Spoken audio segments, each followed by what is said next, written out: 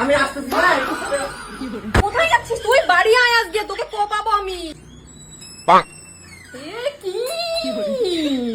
Hello, হয়েছে পূজা দেওয়া? জল ঢালছ?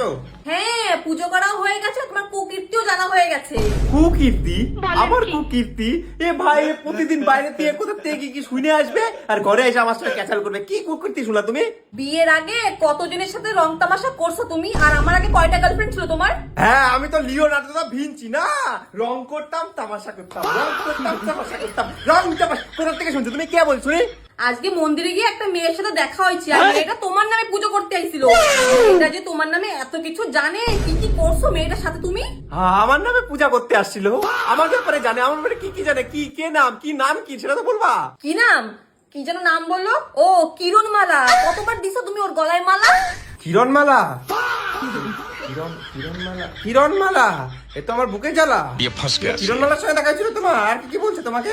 কি কি জানে? ও তো সব জানে। তোমার যে তলপেটের তিল আছে সেটা কি করে জানে ও? অল্পেটে তিল আছে এটাও বলে দিছে তোমাকে? This is the end. এখন যদি আমি বলি আমি চিনি, আমার সাথে সম্পর্ক আছে, তাহলে তোমার জিনা হারাম করে দিবে। পিট পিট করে কি বলছি? জোরে বল শুনি আমি।